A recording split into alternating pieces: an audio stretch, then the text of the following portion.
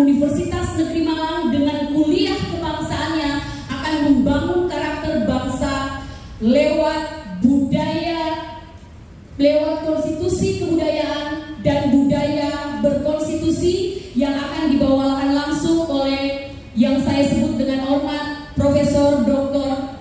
Haji Jimli Asidiki SHMH. Kebetulan beliau adalah pakar hukum tata negara, adik-adik sekalian, dan salah satu ada beberapa buku beliau yang saya ambil menjadi suatu teori dalam disertasi saya, Prof, sehingga saya bilang kepada ibu bapak sekalian yang berada di depan, saya bilang kalau mungkin dosen lain saya tidak deg-degan, tapi karena Prof Jimli saya deg-degan sekali karena berhadapan dengan beliau, karena sungguh saya sangat menghormati beliau. Terima kasih Prof sudah datang di universitas kami. Prof Jimli ini kalau dalam karir, Masya Allah luar biasa, karena beliau selain karirnya luar biasa, hampir lebih dari 32 tahun beliau mencurahkan perhatian dan pemikirannya, mulai dari mengajarkan ilmu-ilmu hukum, meletakkan konsep dasar hukum negara, hingga memutuskan perkara hukum dan menjadi ketua Mahkamah Konstitusi pada tahun 2003-2008.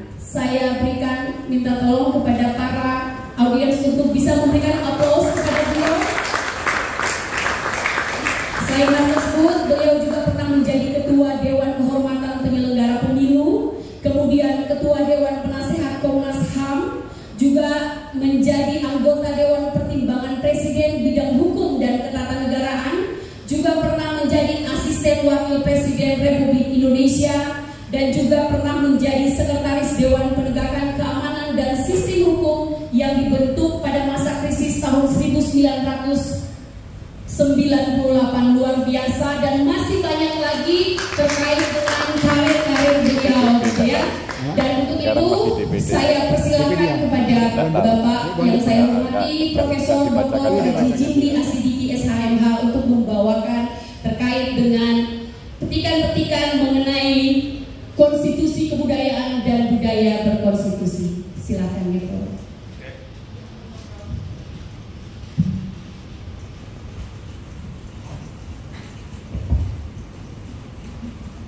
Assalamualaikum warahmatullahi wabarakatuh. Waalaikumsalam warahmatullahi wabarakatuh. Saudara-saudara, terutama Pak Wakil Rektor, Ibu Wakil Rektor, Wakil Rektor juga kan? Kalau dulu pembantu, sekarang udah naik pangkat. Zaman dulu pembantu, sekarang Wakil Rektor. Nah juga Pak Suko, ini kawan yang sudah lama banget setelah kuliah ini, Profesor Suko, Ketua Senat UN yang tidak tergantikan sampai sekarang. Sekarang cuma ganti terus ini. Jadi kalau dibiarkan bisa sama Pak Harto sampai 3 dekade jadi Ketua Senat. Dan para dosen, Bapak Ibu sudah semuanya, dan adik-adik, anak-anak, bukan adik saya nih, anak-anak saya juga sudah pada selesai kuliah. Mudah-mudahan saudara-saudara sukses semua, insya Allah. Ini universitas kayak gimana nih, Universitas UN ini, Universitas Malang itu cuma satu, negeri pula. Kalau berani kaya swasta itu nggak ada negerinya, ya kan? Nah ini satu-satunya universitas negeri di Malang. Jadi saudara-saudara, selamat saudara bisa berhasil menjadi mahasiswa dan belajar dengan sebaik-baiknya, insya Allah berhasil. Ya dicontoh aja senior-senior yang udah pernah berhasil gitu. Saya juga tadi pagi bicara di UI bagian N. Itu 70% mahasiswanya berasal dari pondok pesantren. Saya bilang saya juga dulu dari pondok pesantren. Malah dulu sudah tahun 93 saya menjadi pejabat pertama kali eselon 1B staf ahli Mendikbud zaman Pak Rahman Joyo. Ya. Jadi tahun 93 saya sudah jadi pejabat tinggi.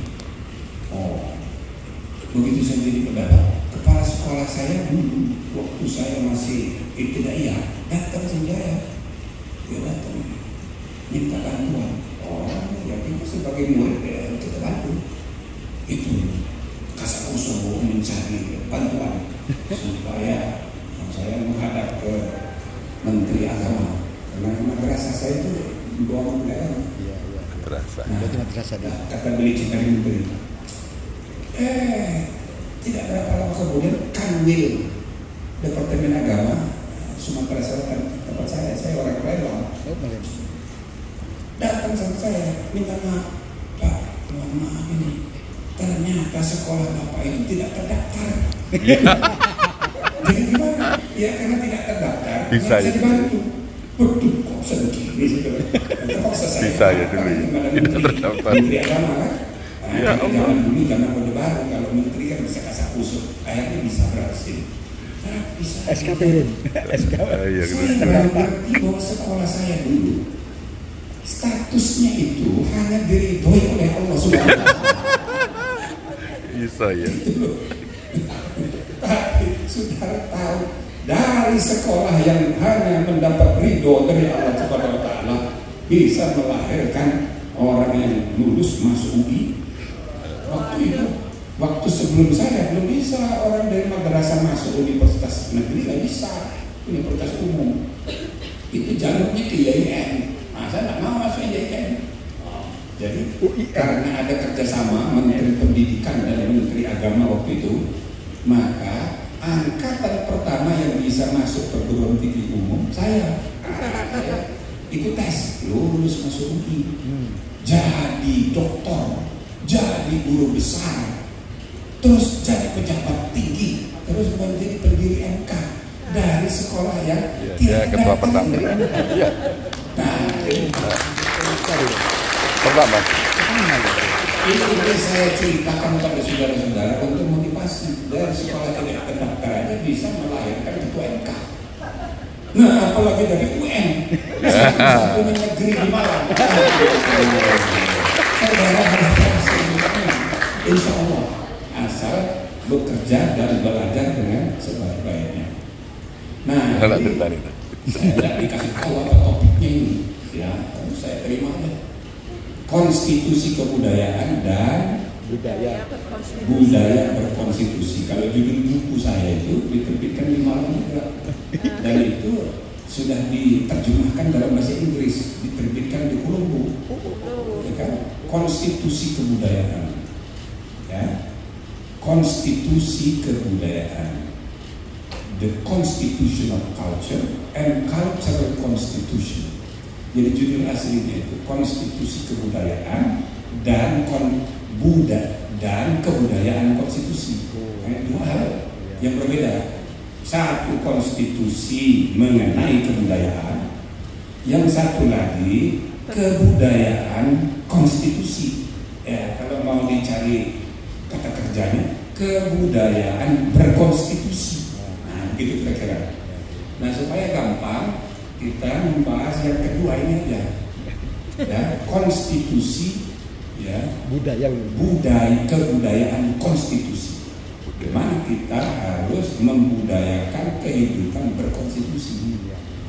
Jadi saudara-saudara, kehidupan berbangsa dan bernegara itu tidak lain adalah, ya, harus dibudayakan sebagai, ya, persoalan hidup berkonstitusi. Bernegara adalah berkonstitusi. Berbangsa adalah berkonstitusi. Itulah kaitannya dengan konsep negara kebangsaan, ya kan? Nation states. Maka di zaman modern sekarang ini semua bangsa di seluruh dunia mengorganisir dirinya dalam suatu platform organisasi namanya negara kebangsaan. Itu. Kalaupun dia terdiri dari banyak bangsa, maka diusahakan supaya menjadi satu bangsa. Nah, Indonesia ini suku bangsanya banyak banget. Apalagi orang Papua, sejarahnya beda dengan orang Melanesia. Tapi kita ini rumpun, ya, suku yang disebut Austronesia. Maka orang Papua termasuk. Tapi kalau kita bicara bangsa Melayu kayak orang Malaysia, orang Papua nggak mau disebut Melayu, dia bukan orang Melayu, gitu loh. Oke, orang Malaysia itu menganggap Indonesia bagian dari Melayu. Nah, orang Indonesia enggak. Kita ini bangsa sendiri, namanya bangsa Indonesia. Karena di dalam keindonesiaan kita aneka ragam latar belakang kebangsaan, etnisitas. Kita adalah bangsa yang paling plural dari segi etnisitas dan juga dari segi bahasa. Lihatlah bangsa di mana yang bahasa daerahnya paling banyak, ya Indonesia. Ada 726 bahasa daerah. Dan banyak diantaranya sudah mau hilang. Maka pada tahun sebelum reformasi dulu ada penelitian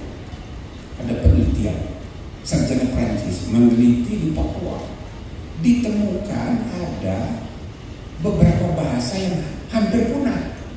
Jadi ada satu bahasa di Papua itu ditemukan, ternyata penuturnya cuma 5 orang. Cuma 5 orang. Dan umurnya sudah 70-an. Wah, kalau meninggal hilang lagi. Jadi itu antara lain menjadi bahan diskusi yang saya juga ikut terlibat tahun 2000 membicarakan mengenai pasal 32 bahasa daerah. Gitu. Maka sejak itu dimuatlah ketentuan baru dalam pasal 32 ayat 2. Ialah ketentuan mengenai bahasa daerah. Tadinya tidak ada itu. Tentang bahasa daerah itu tidak ada. Gitu kan. Jadi gara-gara salah paham kita dengan Sumpah Pemuda. Maka ada lagu satu nusa, satu bangsa, satu bahasa kita. Itu keliru itu. Salah itu. Rumusan Sumpah Pemuda tidak begitu. Bukan satu nusa, satu bangsa, satu bahasa. Enggak. Bahasa kita banyak. Sumpah Pemuda itu hanya menyatakan, bertekad, bersumpah tentang kebangsaan tanah air, satu bangsa, satu nusa, satu bangsa, tapi bukan satu bahasa. Yang ketiga itu justru mengakui bahasa persatuan Indonesia, ya, bahasa Indonesia sebagai bahasa persatuan. Jadi bukan satu bahasa, enggak. Jadi bahasa Indonesia itu bahasa persatuan. Nah, gara-gara salah paham, gara-gara lagu itu tadi, satu nusa, satu bangsa, satu bahasa, ya kan? Maka bahasa daerah kelemeran pada, ya kan, terlupakan. Nah, begitu masuk reformasi, ada pasal itu, kemudian muncul kebijakan-kebijakan baru, itu menghidupkan bahasa daerah. Maka dalam kurikulum pasca reformasi ada pelajaran bahasa daerah. Itu sesudah reformasi itu. Bahasa Jawa ada di Jawa, bahasa Sunda di Bandung. Rasanya itu bahasa Jawa nggak bisa. Iya, nah, dan saya pun waktu ketua MK Januari merancang ini konstitusi ini harus merakyat. Konstitusi ini harus membudaya dalam kehidupan rakyat. Caranya konstitusi harus dibikin akrab. Nah, bagaimana teknisnya? Iya, saya bikin program penerjemahan Undang-Undang Dasar 45 dalam bahasa daerah. Jadi itu sejak tahun 2004 saya bikin program itu. Banyak konstitusi itu sudah diterjemahkan dan diterbitkan dalam bahasa daerah. Tapi sesudah saya pensiun, nggak ada lagi yang ingat. Nah, gitu dulu. Padahal dulu saya bikin bahasa Sunda, bahasa Jawa ada 3, bahasa Bali, bahasa Batak, bahasa Minahasa, bahasa Bugis. Kita bikin. Nah, satu kali di Bali, Lokakarya, itu ada profesor ahli bahasa Bali menunjuk tangan, Prof, saya bukan tidak setuju, ini bagus sekali idenya, ini menerjemahkan konstitusi dalam bahasa Bali. Tapi ada masalah ini, bahasa Bali ini hanya terdiri atas 500 kosakata. Bagaimana menerjemahkan MK? Bagaimana menerjemahkan KY? Gitu kan? Saya bilang. Nah, saya bilang yang paling berdosa ini profesor bahasa Bali. Kenapa? Karena bahasa yang paling luas pergaulannya di Indonesia dengan bahasa seluruh dunia ialah bahasa Bali. Bahasa Bali. Kenapa bahasa Bali hanya ditutur dengan 500 kosakata? Ya salah sendiri. Kenapa ngomong bahasa Bali itu hanya urusan makan, minum, tidur, yang begitu-begitu?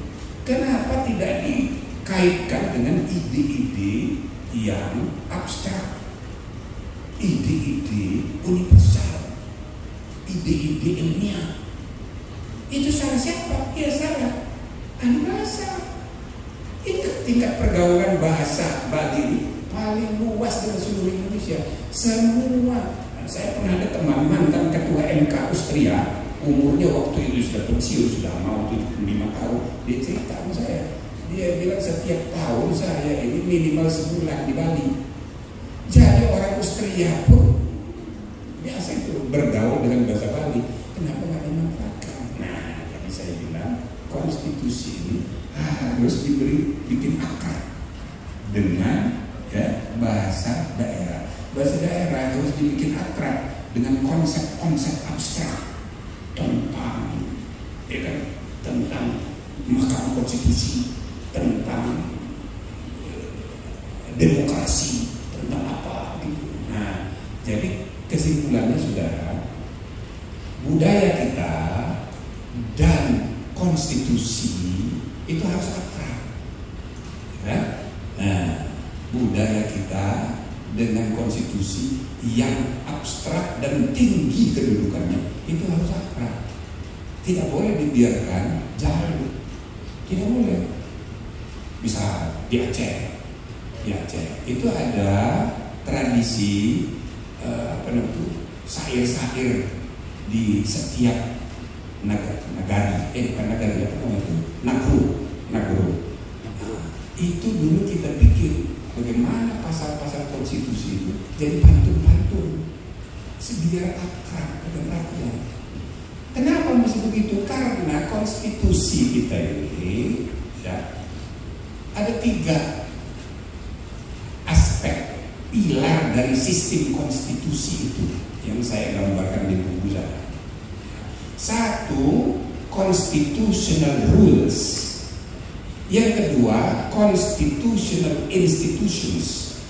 Yang ketiga, constitutional cultures. Jadi aturan konstitusional, lembaga konstitusional, dan budaya konstitusional.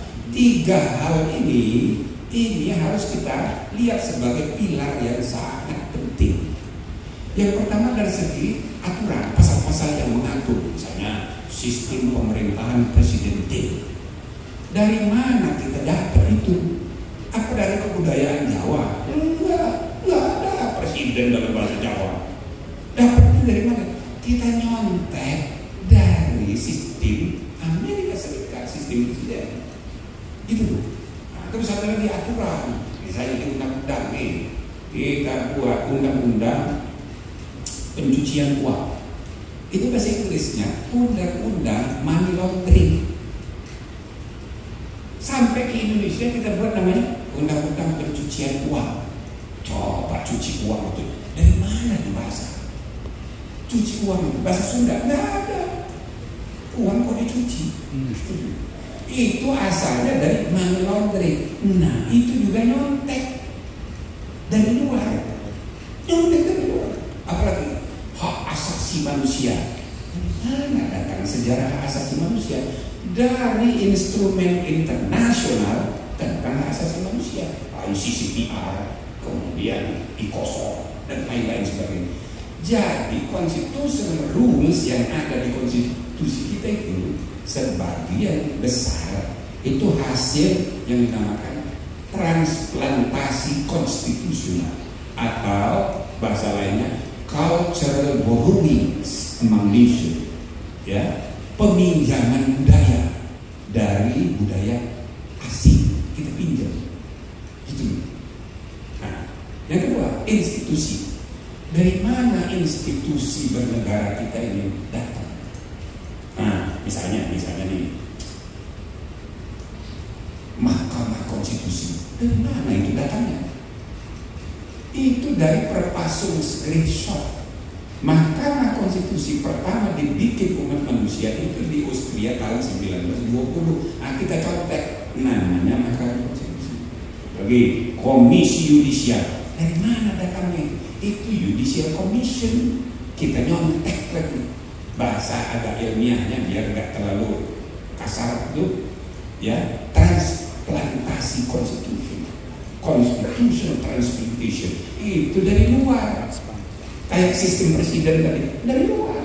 Bahkan kalau mau satu-satu kita perhatikan, sebelum reformasi pun sudah kayak gitu.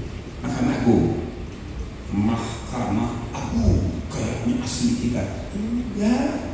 Mahkamah bahasa Arab, bukan asli Indonesia. Agung, bahasa Sanskerta, kayak enggak. Itu aslinya bergerak. Bergerak, zaman Hindia Belanda sudah ada. Bergerak.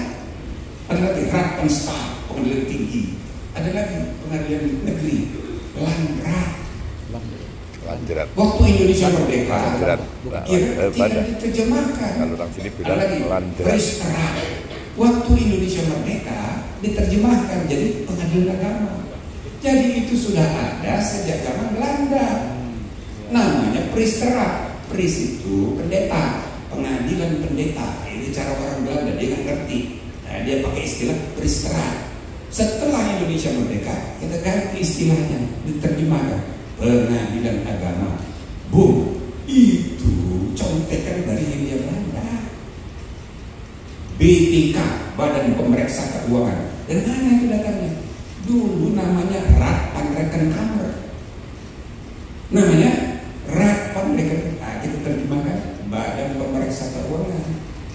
DPR, Dewan Perwakilan Rakyat, Dewan Bahasa Arab, Perwakilan Wakil Bahasa Arab. Gitu.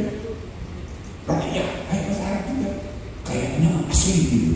Enggak. Zaman Hindia Belanda namanya itu Volksraad. Jadi sebelum Indonesia merdeka pun, sesudah Indonesia merdeka pun, itu sudah banyak contekan dari asing. Nah, sesudah reformasi sama. Nah, jadi ya, constitutional rules, constitutional institutions ini transplanted from outside, dari luar kesadaran kebudayaan kita sendiri.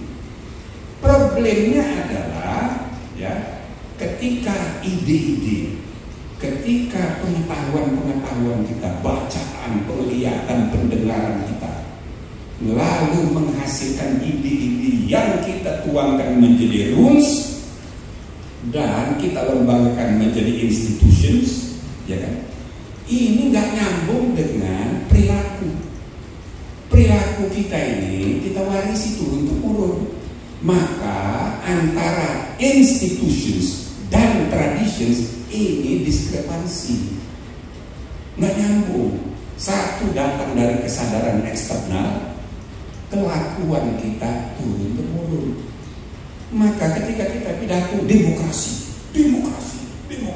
bikin partai politik, demokrasi, bikin lembaga politik, lembaga negara, demokrasi, merek kelembagaan, merek aturan, demokrasi. Tapi kelakuan kita nggak mau teguran kalau berbeda pendapat. Teguran sampai 3 turunan, lah itu perilaku yang tidak demokrasi. Demokrasi membutuhkan toleransi, saling hormat, menghargai atas perbedaan. Jadi ada diskrepansi antara institution and tradition.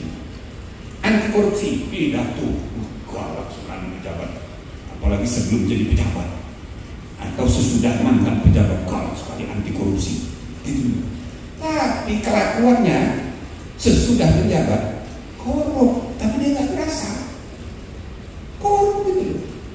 Nah, lama aja kalau jangan keras ya. Di Jawa Timur pada marahnya. Begitu habis ceramah dikasih amplop, itu amplop cepat sekali hilang, masuk ke dalam kantong baru. Wah, ini duit ini halal apa enggak ini? Ya betul, honor ceramah. Tapi kalau itu money laundering dari hasil itu bisa kena. Misalnya begitu loh. Ya kan? Nah, jadi kita mesti hati-hati antara perilaku kita dengan ide-ide konstitusional dalam konstitusi bernegara ini bisa nggak nyambung. Inilah problem serius kita ya untuk membudayakan ide-ide konstitusional dalam praktek supaya jarak antara perilaku kita dengan institusi konstitusional dan aturan konstitusional itu akrab, dekat.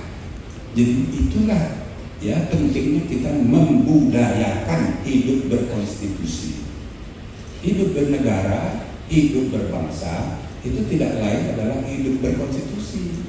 Karena konstitusi itu adalah dokumen tertinggi yang disepakati sebagai rujukan paling tinggi, rujukan normatif paling tinggi yang mempersatukan perbedaan-perbedaan dalam aneka kegiatan berbangsa bernegara. Itulah konstitusi. Itu. Jadi kita harus menyadari dimanapun kita bekerja, kita ini hidup ini berkonstitusi. Kalau kita sebagai pejabat negara dalam konteks bernegara, konstitusi negara, Pancasila dan Undang-Undang Dasar 45. Tapi kalau kita berorganisasi, misalnya jadi pengurus organisasi, itu organisasi ada anggaran dasar, itu konstitusi juga, konstitusi berorganisasi. Itu. Jadi ada aturan yang mengikat kita dalam kegiatan berorganisasi. Dan yang paling tinggi adalah aturan yang mengikat kita dalam kegiatan organisasi bernegara. Nah, jadi ya kita harus tanamkan bahwa kita hidup ini berkonstitusi. Nah, sebagai pejabat kita ini tidak boleh berkhianat pada perjanjian tertinggi namanya konstitusi. Nah, jabaran lebih operasional dari kesepakatan normatif tertinggi ini, nah itu dia tuh ada undang-undang, ada PP, Perpres, Perda. Ini semua ya merupakan jabaran dari ya norma tertinggi itu. Nah, makanya kita juga harus memastikan norma yang lebih rendah ini nggak boleh bertentangan dengan norma yang lebih tinggi. Kalau undang-undang atas nama demokrasi mayoritas diputuskan oleh DPR bersama dengan pemerintah, tetap harus dikawal, tidak boleh bertentangan dengan norma yang paling tinggi. Maka kita bikin MK untuk mengawalnya. Atas nama demokrasi mayoritarian, DPR bisa membuat putusan bersama dengan pemerintah, cermin dari mayoritas suara rakyat, membuat undang-undang. Tapi suara mayoritas itu belum tentu benar, belum tentu ya adil, belum tentu dia ya kan sesuai dengan perintah norma yang lebih tinggi yang namanya konstitusi. Nah, maka kita bikin MK walaupun cuma 9 orang dan bahkan tidak usah 9 orang, 5 orang cukup. Undang-undang yang dibuat 575 wakil rakyat dipilih melalui pemilu plus bersama presiden yang dipilih 58% rakyat Indonesia bersepakat membuat undang-undang, maka undang-undang itu cermin suara mayoritas rakyat yang berdaulat. Tapi kalau dia bertentangan dengan konstitusi, 5 orang hakim di MK boleh membatalkannya. Nah, ini kita bikin mekanisme check and balance seperti itu. Makanya kalau MK itu membuat putusan sering gak disukai oleh yang namanya membuat undang-undang. Ya itu biasa dalam sejarah kayak begitu. Nah, jadi ibaratnya sistem check and balance ini diatur di dalam sistem konstitusi kita, dan sistem konstitusi kita ini berisi rules, berisi institutions, tapi berisi juga nilai-nilai budaya. yang kadang-kadang nggak cocok dengan budaya kita. Maka ada dua kemungkinan. Budaya politik kita ini pelan-pelan harus ditransformasi, dimodernisasi supaya cocok dengan idealitas yang dirumuskan sebagai kesepakatan bersama dalam constitutional rules dan constitutional institutions. Tapi ada juga kemungkinan ini yang kita impor dari luar ini, ide-ide memang nggak cocok dengan budaya kita, budaya-budaya yang lebih arif dan lebih baik. Nah, masalahnya kita nggak tahu budaya kita di mana yang baik dan mana yang, karena kita tidak pernah jadikan dia sebagai objek kajian ilmiah. Maka soal sejarah budaya politik kita ini kurang banyak mendapat perhatian di perguruan tinggi.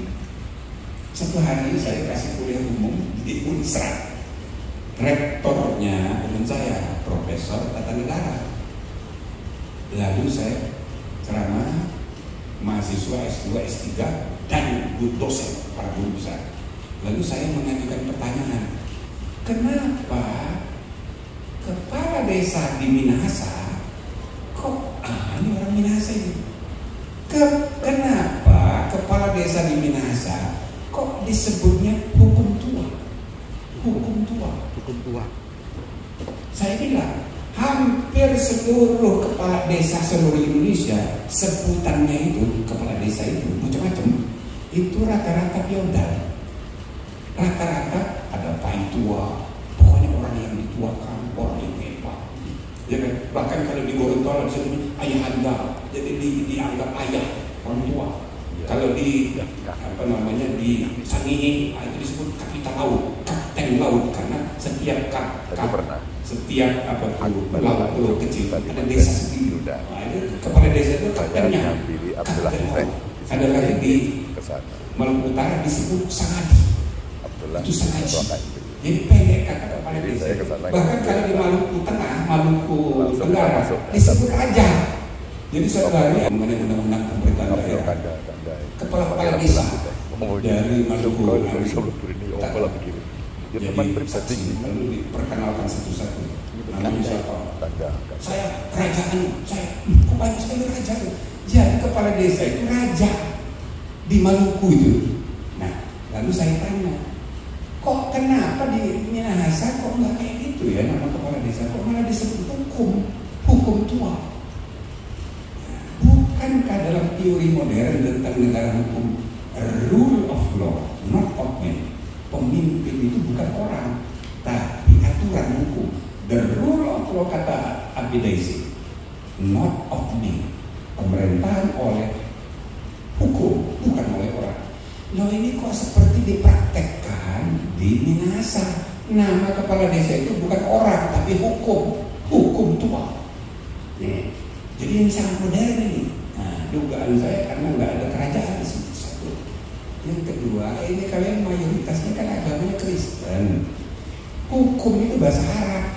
Kok pakai istilah hukum tua? Dan mana ceritanya? Setelah saya ajukan pertanyaan, alhamdulillah nggak ada yang bisa jawab.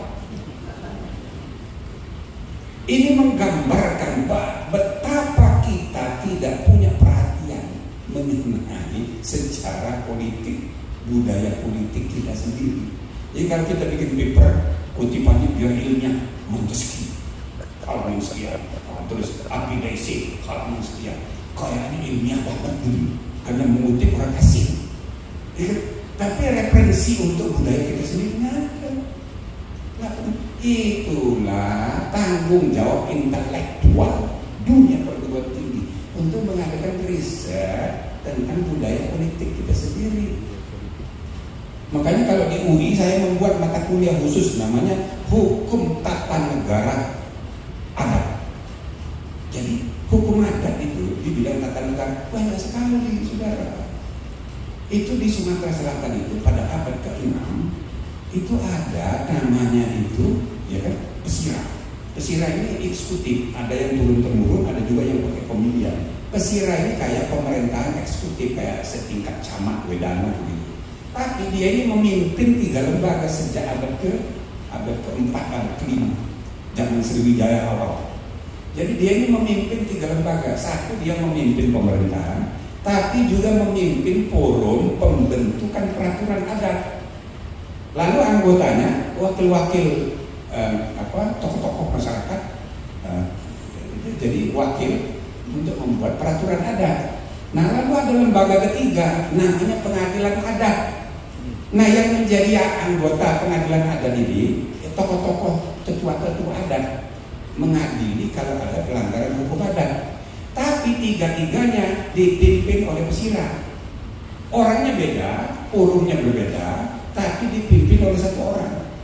Tapi yang menarik, pada abad keempat, orang kok sudah mengenal, orang Indonesia di Sumatera Selatan mengenal 3 jenis pekerjaan. Pekerjaan membuat peraturan, pekerjaan menjalankan pemerintahan, pekerjaan mengadili. Loh, ini kan res politika yang dirumuskan oleh Montesquieu pada tahun 1748. Itu pertengahan abad ke-18. Sedangkan ini abad ke-5, abad ke-6. Tapi belum ada yang mengadakan disertasi, tesis, skripsi mengenai itu. Jadi nggak pada ngerti. Jadi tanggung jawab sejarah kita ini, saudara-saudara, orang dunia perguruan tinggi, mari kita jangan lupa mengenai kebudayaan politik kita sendiri. Nah, gitu. Dan inilah menjadi dasar. Ya, kalau kita lihat ya, buku-buku di China, buku-buku di Jepang, buku-buku di India, tidak ada buku-buku karya intelektual di perguruan tinggi di India itu, kecuali di samping membahas teori Montesquieu, Plato dan sebagainya, pasti membahas juga, ya kan, konsep-konsep yang diwarisi dari zaman Ramayana, zaman dulu, bahasa Sanskerta dan sebagainya. Cina, apalagi Jepang juga begitu. Nah, kita enggak semangat banget ngutip Plato, padahal nggak pernah baca. Montesquieu, padahal nggak pernah baca, cuma lihat di Google aja. Nah, gitu. Jadi ini tanggung jawab kita untuk memperdekat, ya, ide-ide modern sekarang dengan budaya, tradisi budaya kita sepanjang sejarah.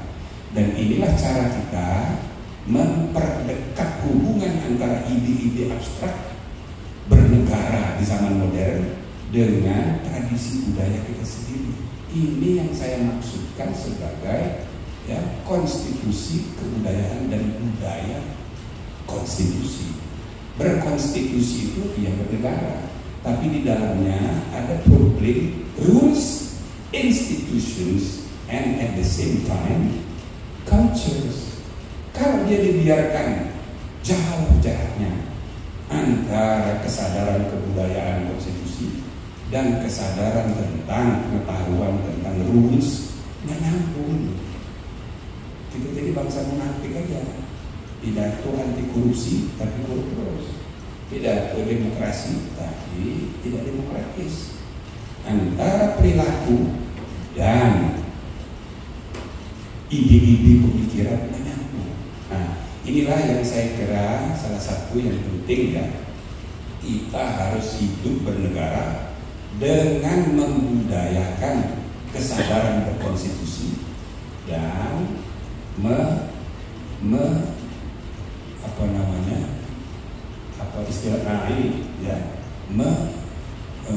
membangun budaya hidup berkonstitusi. Kita terikat pada kesepakatan bahwa kita ini harus hidup, ya, terukur, teratur, berkonstitusi. Malah ini poin terakhir, buku saya terakhir, buku saya sudah 77 judul. Saya tebal-tebal, serius-serius, jadi kurang laku.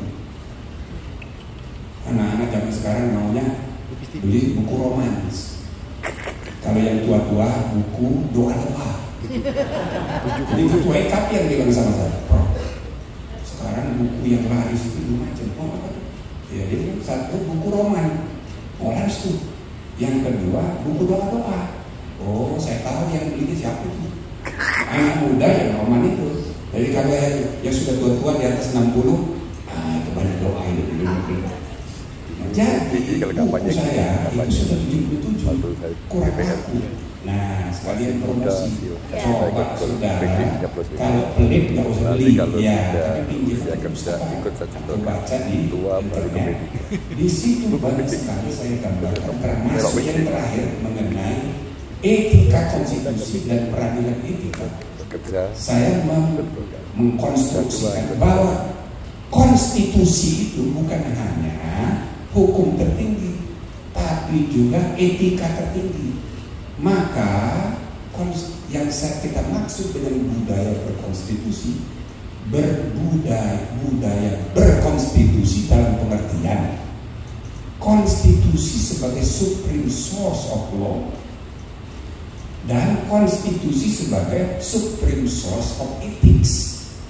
Maka di samping kita harus membangun pengertian constitutional law, hukum konstitusi, kita juga harus mengembangkan pengertian mengenai etika konstitusi.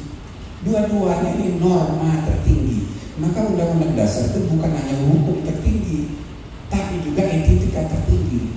Maka istilah yang lebih tepat dikembangkan ke depan, Pancasila dan Undang-Undang Dasar 45 itu adalah norma tertinggi, bukan sekedar hukum tertinggi, tapi juga etika tertinggi. Nah, ini perlu penjabaran, ya, dibudayakan dalam kehidupan berbangsa dan bernegara. Terima kasih. Assalamualaikum warahmatullahi wabarakatuh.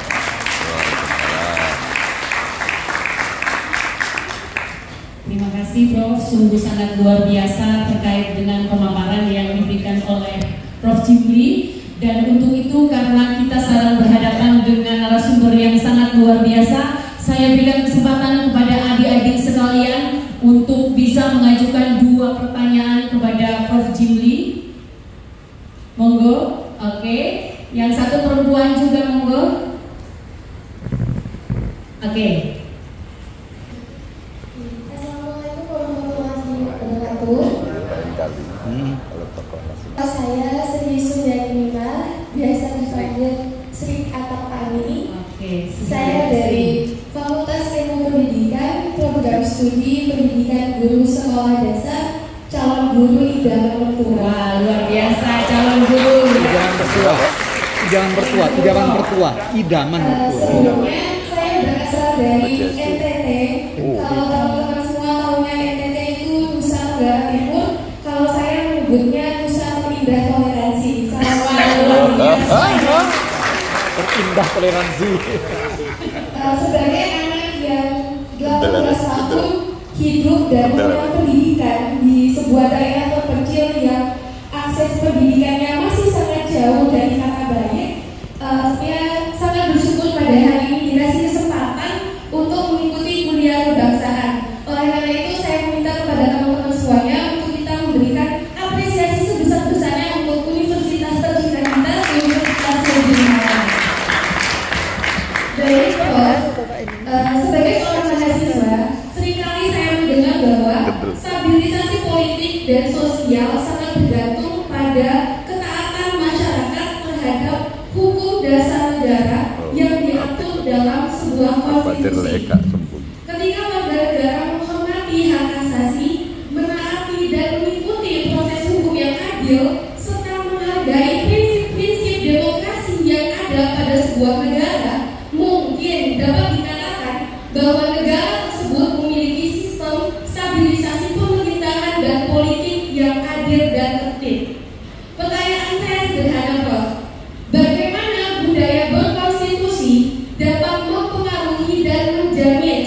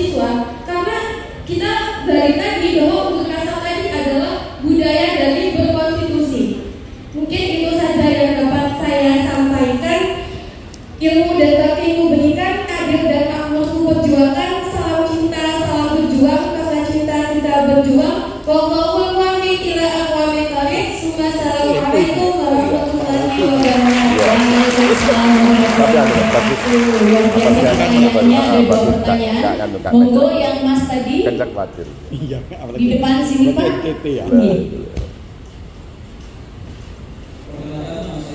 Enggak baik. Ini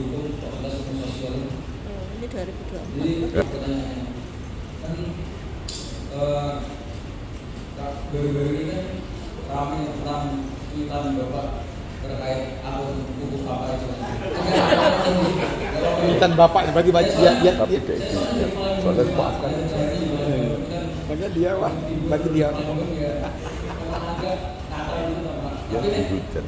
Ya Salah satunya yang saya bisa jadi public figure ya cuma Pak Prof. Pandio.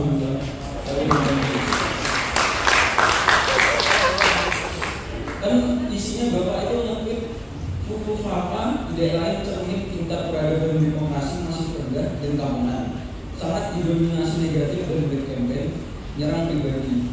Misalkan orangnya memang benar, kejadian waktu pilpres 10 tahun lalu sudahlah lupakan saja. Apalagi kalau ngomong ada juga presiden terpilih kasus dipotong tok lupa ngomong. Nah, pertanyaan saya Dia tak ngomong soal budaya jelek kan Enggak. ada potong-potong. diksi lupakan saja itu. Nah itu tadi. Nah, Itu aja yang teksi.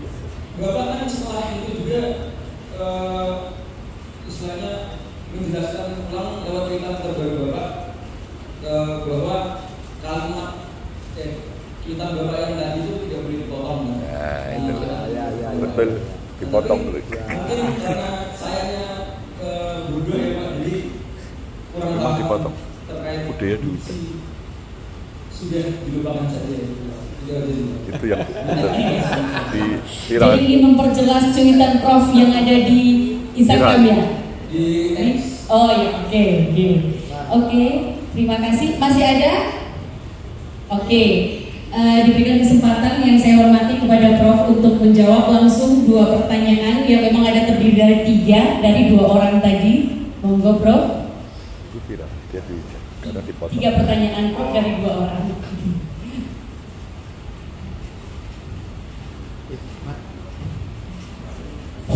Oh, bisa. Jadi soal buku Papa ini, bikin ramai sekali. Saya nggak menyangka sedahsyat dampaknya. Orang marah semua.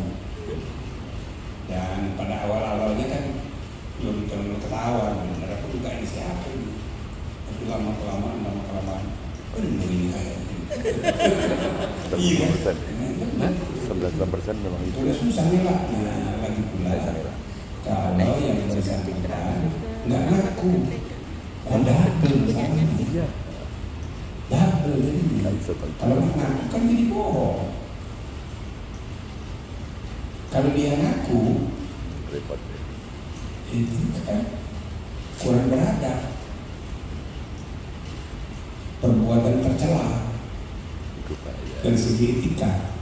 Tapi kalau dia bohong, bertambah jadi pidana. Jadi masalah. Nah, apalagi ada yang ngirim GoPay. Ternyata ke rekening persis namanya. Jadi ya namanya orang di di medsos di internet ini dengan kebebasan Saya Pak Kubi dunia maya ini. Itu kemana-mana gitu. Kemana-mana dia tadinya nggak ketahuan. Jadi melebar masalahnya gitu. Ya kan? Nah, jadi saya juga melihat iya ya, benar ini ternyata. Ya kan? Nah, cuma problemnya kita ini yang sebentar lagi perhatikan. Terserah kepada kita ini suka tidak suka kepada orang seorang, tapi kan dia sudah terpilih dan hari dilantik. Itu karena dia kan muncul gerakan jangan sampai dia dilantik. Tidak bisa. Para terganggu. Nggak bisa begitu. Biar kepilih dulu.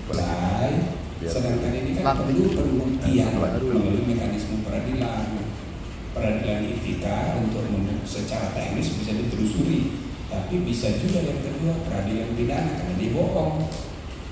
Oke. Dan itu membutuhkan mekanismenya sendiri. Nah, yang perlu kita pastikan ini selesai dulu tanggal 20 ini. beres itu dilantik. Nah nanti ini kan sudah mulai ada gerakan nih. Oke, dia dilantik, tapi entar dia harus di-impeach. Ya bisa aja, tapi entar, jangan sekarang. Gitu. Saya tuh berusaha untuk menenangkan. Maksudnya niat baiknya begitu. Tapi saking banyak yang marah, maka saya dikasih gelar baru Profesor Pupu Papa. Saya dikasih gelar Profesor Pupu Papa. Aduh, jangan-jangan mahasiswa UM juga ini. Jadi susah saya. Ya udah saya diemin aja. Bagaimana mau diapain? Orang lagi marah ya begitu. Iya kan? Ngomong sedikit aja salah makin ramai. Biarin aja. Toh nanti ada mekanisme prosesnya sendiri. Dan saya ya percaya bahwa setelah melihat perkembangan keadaan begini, ini kan melebar misalnya, muncul lagi, ya kan, jet pribadi. Ya kan? Iya. Oh, udah urusan jet ini, soal negara, Mahfud juga pakai jet kok. Melewati pakai jet juga. Dan dia sebagai pejabat negara, ya kan? Jadi saling sikap ini. Ya, jadi ujung-ujungnya ketahuan semua.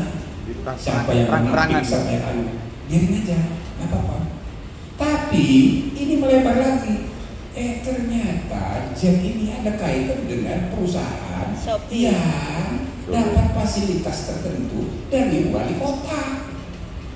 Gitu. Loh, berarti ini ada masalah unsur pidana dan konflik kepentingan bisnis dan politik. 60 triliun per triwulan. Tambah satu lagi, ya kan, ada kasus Blok Medan melebar lagi. Maka sekarang di Jakarta itu gerakan anti Mulyono ini kudu makin emosional. Gitu loh. Nah, jadi memang agak maka kita harus proporsional. Jadi orang yang marah ini makin emosional, tapi pada saat yang sama muncul juga yang membela.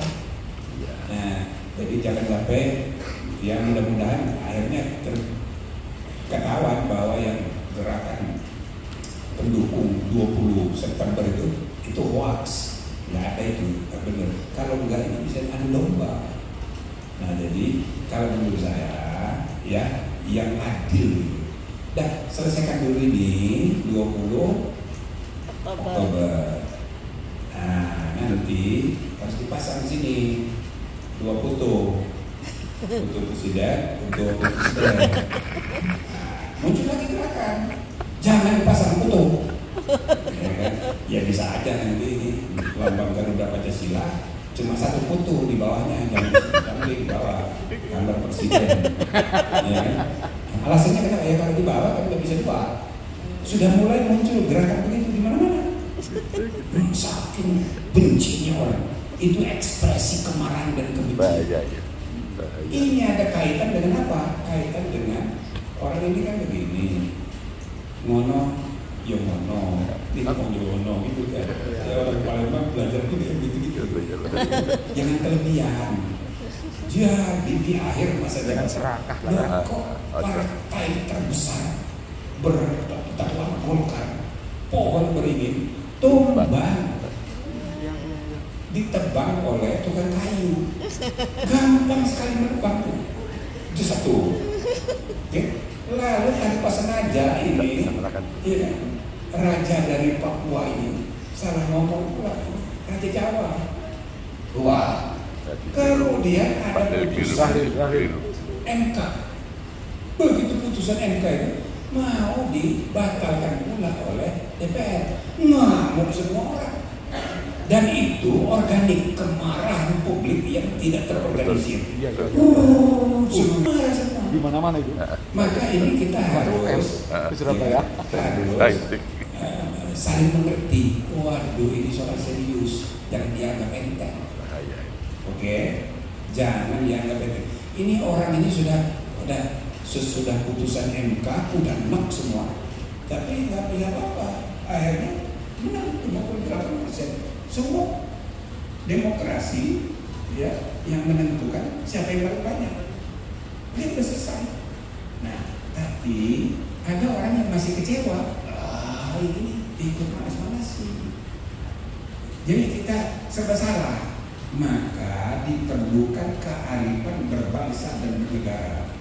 Oke, makanya saya gambarkan ini ya, kualitas peradaban demokrasi masih rendah, masih kemana gitu.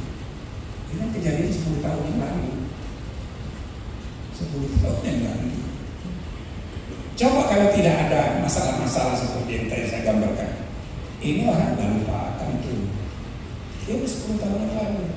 Anda tahu yang namanya Pilpres dari 2004 sampai 2019 itu, dan juga pilkada itu, cara menyerang itu kasar-kasar semua, saling menyerang satu dengan yang lain, boroknya mana, waduh, itu saya di DKPP itu menghadapi kasus ya ijazah palsu ini, itu ratusan. Maka dulu calon anggota DPRD itu syaratnya kan tamat SMP. Nah, sesudah 5 tahun 2000 berapa gitu dinaikkan menjadi tamat SMA, ya kan? Nah, ini salah satu pemicunya itu soal ijazah. Jadi ada orang namanya misalnya pakai OE, tapi di tulisan ijazahnya pakai U. Nah, itu dipersoalkan, apalagi dengan komputerisasi sekarang bermasalah semua. Maka itu dituduh ijazah palsu. Yang mempersoalkan saingannya, terutama pilkada di kabupaten-kabupaten, banyak kasus kayak gitu. Yang jadi kena getahnya KPU. Maka ada kira-kira 50-an kasus yang kami harus menyidangkan KPU di daerah-daerah, balas di gara-gara ya isu-isu semacam ini. Jadi saling serang di antara calon itu, saling jelek-jelekan, ya kan? Pernah main perempuan, pernah kayak gitu. Inilah tingkat peradaban demokrasi yang masih rendah. Itu maksud saya. Maka ya kita fokus ke praktikan aja dulu, lupakan. Jadi sebetulnya ada 2 kata, lupakan, maafkan. Sebetulnya ada yang koreksi, maafkan. Kalau lupakan jangan. Itu nggak bisa dilupakan, tapi tidak dimaafkan. Nah, apalagi Prabowo-nya, ya kan, baca itu, ya baca tersinggung lah. Anaknya pasti tersinggung, tapi dia tahan diri. Coba Anda terpilih jadi gubernur, wakil you pernah jelek-jelekin, paling sudah terpilih, seminggu lagi mau pelantikan, masa mau ngamuk-ngamuk? Nggak bisa lagi. Tapi simpan dalam hati, ngacaknya oke. Gitu anunya ya, ibaratnya kayak gitu. Jadi Prabowo dan keluarganya tidak mungkin bicara negatif. Ya sabar, ini orang mau mengadu domba aja.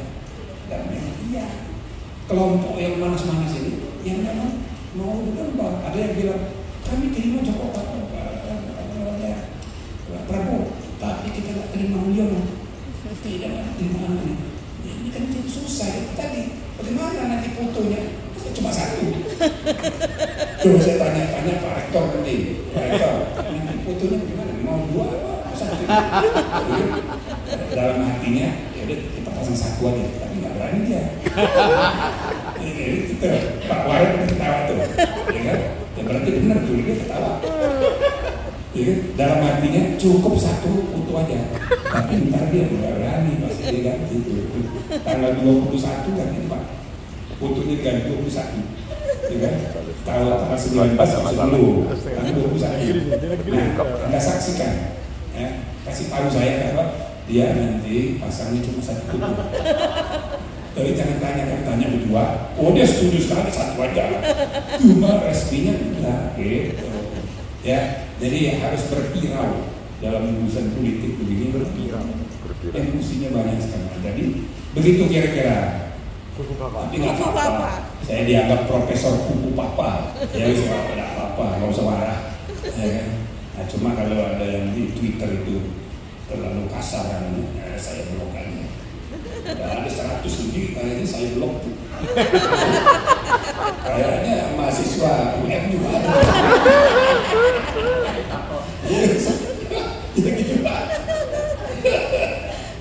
gimana kalau saya blok? Caci maki saya kan Twitter itu kan belum terasa dulu. Mantan ketua MK bilang gitu Pak. Jadi bilang sama temen juga ya, maaf kalau nggak insaf tahun depan boleh saya bikin lagi. Nah gitu ya, ini soal tingkat peradaban. Bahkan di negara yang sudah maju pun ya, ini contoh, tapi ini kelasnya lain.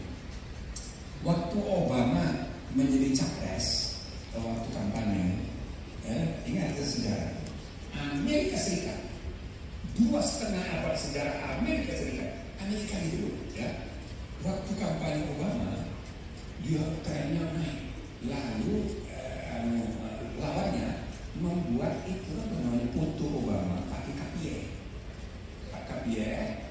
untuk menggambarkan bahayanya orang ini bapaknya namanya Hussein dan dia gede-gedenya di Menteng. Waktu itu belum lama bom Bali, jadi mau digambarkan Obama ini dekat dengan teroris gitu. KPI rasi Indonesia Arab gitu. Itu foto dicetak jutaan seluruh Amerika. Nah ada teman saya bilang, ini Obama ini nggak pernah ke gereja, orangnya ini Kristen tapi sekuler. Gara-gara foto itu dia digambarkan dekat dengan orang Islam teroris. Lalu setiap minggu dia pergi ke gereja, ke gereja terus. Dia mau menunjukkan pada orang saya Kristen gitu. Jadi ini kan black campaign di Amerika juga gitu. Walaupun akhirnya Obama tetap terpilih. Dampaknya dia jadi rajin ke gereja, bagus juga itu. Nah, tapi kalau kita analisa, ya Allah, di Amerika Serikat sesudah 2,5 abad kualitas demokrasi yang sudah berkembang, masih ada yang kayak begitu. Apalagi di Malang, gitu, di Republik Indonesia yang demokrasi masih baru. Jadi sesuatu yang harus dimengerti, gitu. Nah, jadi udah saya ganti aja, jangan lupakan, tapi udah dimakan sebentar. Ya, nanti silakan kalau mau dia proses sesuai dengan mekanisme yang tersedia. Ya, tapi jangan emosional, jangan dasarnya karena kebencian, karena mekanisme impeachment pertama ada 6 hal, 4 kategori hukum yang menjadi sebab seorang presiden atau wakil presiden bisa di-impeach. 1. Berkhianat kepada negara. 2. Korupsi. 3. Suap. 4. Melakukan tindak pidana berat lainnya. Nah, menurut KUHP pidana berat itu kalau ancamannya di atas 5 tahun. 4 kategori pidana. Yang kelima, melakukan perbuatan tercela. Kalau dia melakukan perbuatan tercela, yang keenam, kalau dia berubah tidak memenuhi syarat lagi sebagai presiden atau sebagai presiden, jadi nanti bisa dibuktikan di pengadilan di MK dengan catatan ada perdebatan. Kita bicara ilmiah, perguruan tinggi. Nah ini jadi bahan pelajaran bagi saudara. Pertama, ada yang berpendapat itu impeachment itu kalau itu kejadian yang dia lakukan selama dia menduduki jabatan. Ketika dia duduk jabatan presiden atau wakil presiden, dia melakukan 5 hal tadi atau ditambah 1 administratif karena dia selama dia menduduki jabatan dia melakukan itu dan bisa dibuktikan. Masa dia bisa dibuktikan? Ada yang berpendapat begitu, gitu loh. Tapi ada yang berpendapat, oh enggak, kalau dia lakukan itu sebelum dia menjabat, tapi belum diproses, memprosesnya selama dia menjabat, itu juga harus melalui mekanisme impeachment. Gitu loh. Kalau dia tidak menjabat, proses hukumnya melalui proses peradilan biasa. Tapi kalau dia sedang menjabat, proses hukumnya melalui impeachment, melalui MK, bukan melalui pengadilan negeri. Jadi ini ada perdebatan secara ilmiah. Nah, gitu. Ya. Jadi sarjana hukum belum sama itu pendapatnya. Misal Donald Trump ya dipersoalkan oleh Biden dan dipersoalkan oleh Kamala Harris karena seolah-olah ada putusan Mahkamah Agung Amerika yang memberi imunitas. Nanti kalau Donald Trump terpilih, dia nggak bisa diproses. Tindak pidana yang dia lakukan yang sedang disidik oleh kejaksaan sekarang ini, begitu dia jadi presiden, itu terhenti imunitasnya. Nah, ada yang bilang begitu, tapi ada yang berpendapat, oh ini proses aja, tapi tidak melalui prosedur biasa, melalui proses impeachment. Jadi pengadilannya bukan pengadilan negeri, tapi pengadilan MK. Oke, jadi ada yang melihat ini dari segi timing processingnya, ada yang melihat dari segi timing ya perbuatannya. Nah, jadi ada dua aliran. Nah, kemudian yang terakhir, puas ini sarjana hukum nih, yang proses impeachment itu bagaimana sih? Nah, proses impeachment itu lebih sulit dari perubahan undang-undang dasar. Kalau undang-undang dasar ya cukup 2/3, 51%. Nggak bisa, walaupun setengah mati mau bikin perubahan. Tapi kalau impeachment 2/3 kali 2/3, nah nanti ya ujungnya di MPR itu harus 2/3 lagi atau 34 ya. 2/3 di DPR itu harus hadir. Lalu dari yang hadir itu 2/3 harus menyetujui impeachment. Nah sesudah itu baru dibawa ke MK. Lalu sesudah MK memutuskan yes, baru oleh DPR dibawa ke MPR. Nah, masalahnya ini adalah mekanisme hukum yang bercampur dengan politik. Anda mesti menganalisa, mungkin nggak DPR mau impeach? Oh, ada yang menganalisa, mungkin Pak.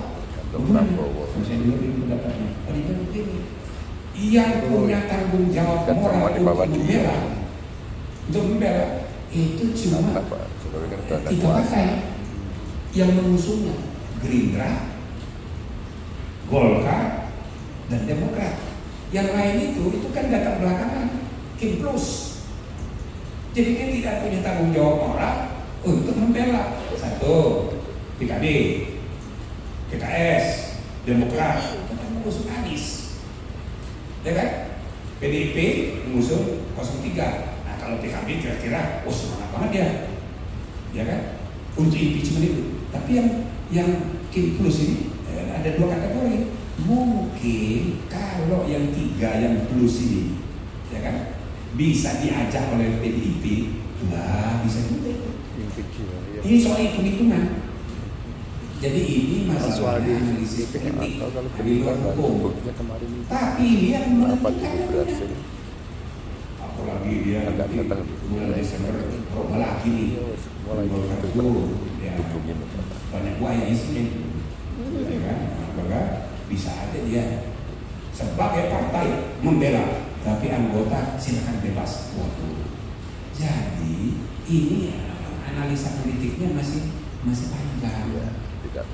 Kalau lihat emosi yang berkembang sekarang, saya belum bisa mengambil kesimpulan. Tapi kesimpulan yang pasti adalah tanggal 20 Oktober harus terjadi pelantikan konstitusional. Itu yang saya mau ajak ya warga negara yang rasional, kepala dingin untuk memastikan ini beres. Nah, urusan nanti belakangan ya. Nah, jadi nanti tanggal 21 pasang itu 2 foto itu. Nah gitu loh Pak Rektor, ya kan? Udah minta nasihat itu sama mantan ketua senat. Nah gitu. Nah saudara Sri, terima kasih nih saudara dari daerah terpencil ya, NTT, apa tadi? Daerah tercinta. Toleransi, benar. Jadi NTT itu bagi saudara yang tidak tahu, ini daerah yang barometer toleransi.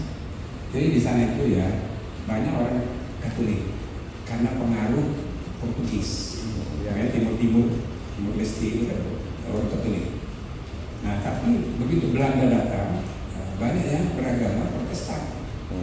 Nah, itu berdua ini nggak kompak itu, berantem juga.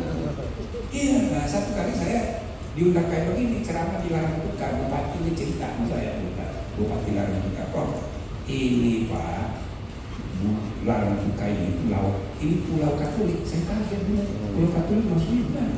Ya di sini 99,9% penduduknya Katolik. Tapi yang pulau sebelah sana kelihatan juga jauh, kira-kira berapa? 2 kilo, 3 kilo. Nah itu pulau Protestan dulu. Pulau Protestan. Tapi yang sebelah sana Pak, itu pulau Muslim. Bisa begitu. Jadi dia bilang, ini pulau-pulau ini orang ini berkumpul ya sesuai dengan etnisitas dan sesuai dengan agamanya. Itu loh. Ya walaupun yang Protestan tuh ya kata dia 90%, ada juga yang Muslim, ada juga yang Katolik, tapi 90%. Yang Muslim besar 70%. Ada juga yang non Muslim.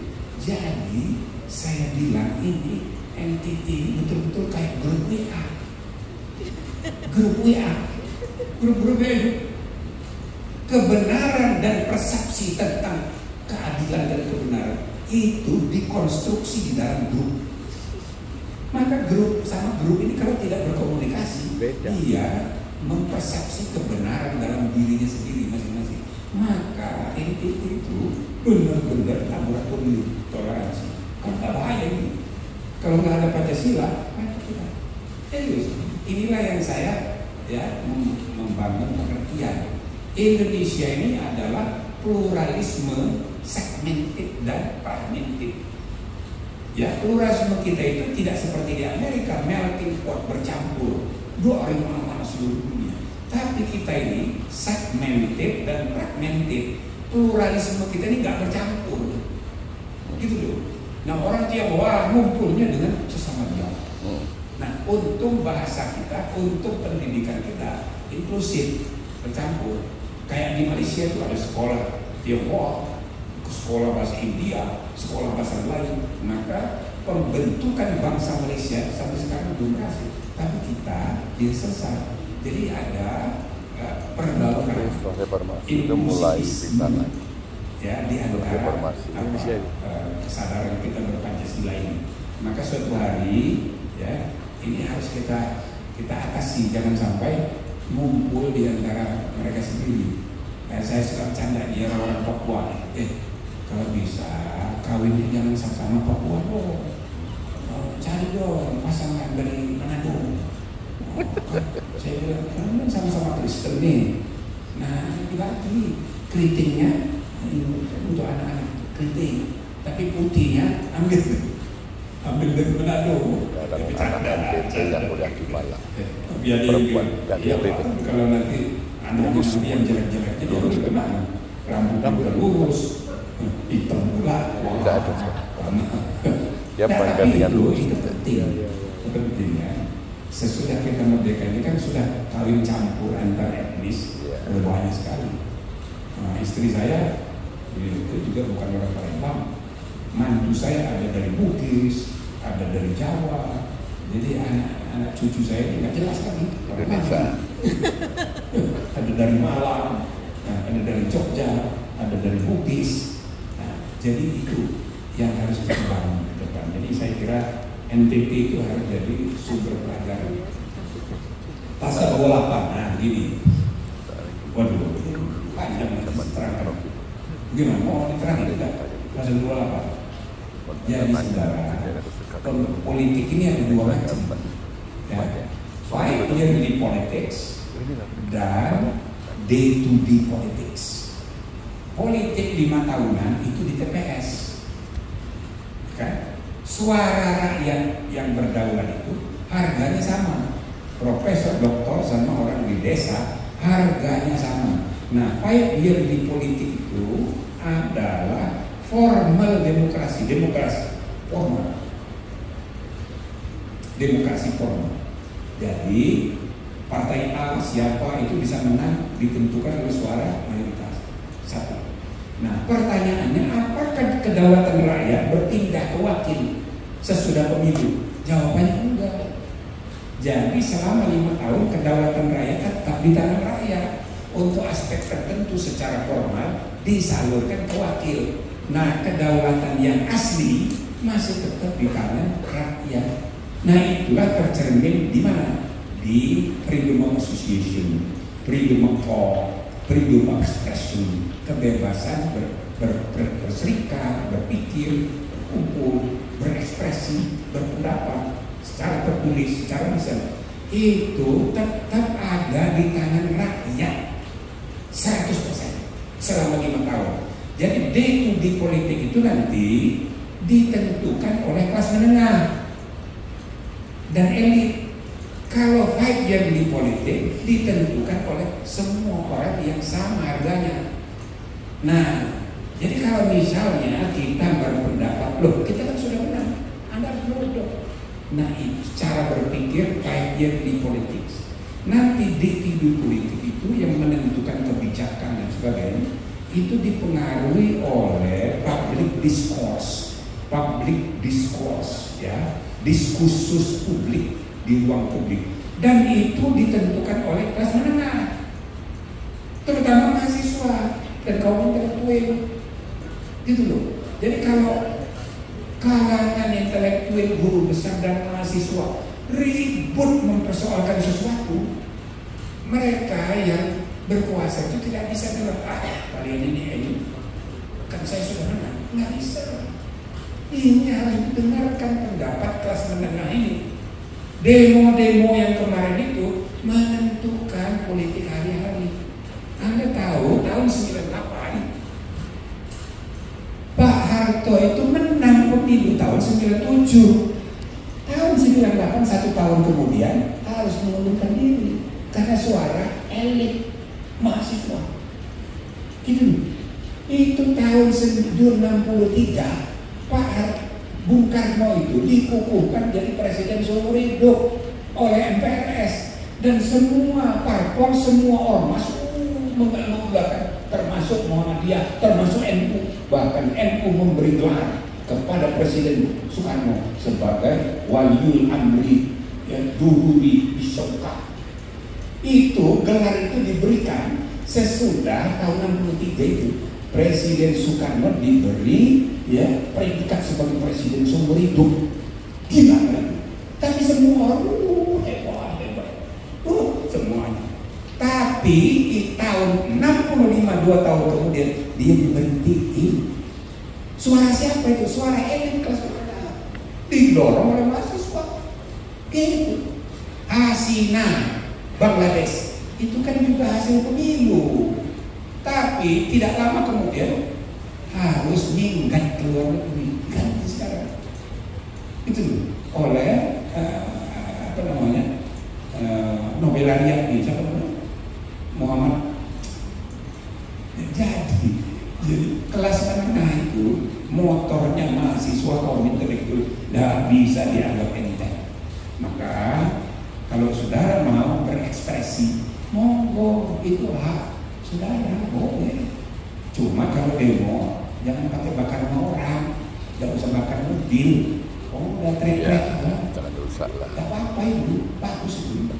Nah ini jangan dibilang provokator ya. Jangan rusak itu profesor provokator ini. Dari profesor provokator jadi profesor provokator. Enggak, saya akan menerangkan. Dan ini adalah demokrasi yang menghidupkan substansi. Kalau yang demokrasi yang 5 tahunan itu formalistik demokrasi, tapi yang namanya deliberatif demokrasi ditentukan oleh suara publik, public discourse. Nah, gitu ya. Jadi, tidak apa-apa. Nah, bagaimana polisi? Begini, polisi ini kan petugas keamanan, dan kelakuannya juga ini kan anak-anak juga. Banyak juga mahasiswa ini polisinya. Gurunya ini. Polisi. Jadi karena dia ini harus mengamankan, kadang-kadang konyol juga, nembak-nembaknya keluar, menimbulkan korban, ada juga yang dipukuli. Nah itu juga tidak boleh. Ya, jadi demonstran oke, tapi tidak merusak, tidak melanggar aturan hukum. Petugas itu harus mengamankan, tapi juga harus diawasi oleh Komnas HAM, oleh Komjak dan lain-lain sebagainya. Nah, Kalau dia kelewatan melanggar hak asasi manusia, lapor ke Komnas HAM, ibaratnya begitu. Nah, jadi walhasil ini masing-masing bagi tugas lah. Ada tukang ngamanin, ada yang tukang demo, ada yang tukang marah-marah, ada yang tukang buru-buru dada gitu, kayak gitu. Ya, jadi tapi semua proporsional dalam melihat perkembangan budaya dan peradaban demokrasi kita yang harus dikelola menjadi semakin baik. Ingat, quantitatively Indonesia is the third largest demokrasi. Secara kuantitatif Indonesia adalah negara demokrasi terbesar ketiga, bahkan pilpres terbesar. Ya, presiden-presiden yang dipilih oleh rakyat yang paling banyak itu Presiden Prabowo Subianto. Anda bandingkan dengan Joe Biden, Anda bandingkan dengan Donald Trump, bandingkan dengan Putin, pemilihan presiden kemarin, jauh lebih banyak suara yang memilih Prabowo, ya, 58% itu. Nah, jadi dari segi kuantitatif Indonesia ini the third largest demokrasi and the first largest presidential electoral democracy. Tapi dari segi kualitas, indeks kualitas kita ini nomor 54. Jadi masih kampungan. Dari 194 negara anggota PBB, kita ini nomor 54. Nah, jadi kita mesti sabar, gitu loh. Kalau kita nyerat ke langit, helikopter sedih melihat, ya ini lucu-lucuan juga ini. Makanya kalau JK bilang pemilu 2024, kata Pak Yusuf Kala, pemilu yang terburuk dalam sejarah. Ya, tapi kalau yang ada yang bilang, ya karena dia kalah. Coba kalau dia menang, ini pemilu terbaik sekarang sejarah. Nah, kalau saya ditanya, gimana menurut Bapak? Ya karena menurut saya ini pemilu yang paling seru dalam sejarah. Selamat. Terima kasih Prof dan terima kasih atas pertanyaan yang sudah diberikan. Terima kasih, kita berikan applause yang luar biasa kepada narasumber kita pada saat ini. Terima kasih Prof, sehat selalu, bahagia dan selalu dalam lindungan Tuhan Yang Maha Kuasa. Saya serahkan kepada MC. Terima kasih kami ucapkan kepada moderator yang sudah memandu acara pada hari ini, dan juga kami ucapkan terima kasih yang sangat luar biasa kepada Profesor Dr. Siti Asidiki SHMH. Dan untuk itu para peserta boleh diberikan tepuk tangan yang luar biasa. Terima kasih. Dengan demikian rangkaian acara kuliah kebangsaan hari ini, semoga apa yang telah kita dapatkan pada hari ini mampu menjadi bekal dan juga fondasi bagi kita dalam memahami hukum dan kebangsaan di Indonesia. Kami ucapkan terima kasih kepada seluruh pihak yang telah mendukung terlaksana acara hari ini. Sampai jumpa di kuliah kebangsaan selanjutnya. Wassalamualaikum warahmatullahi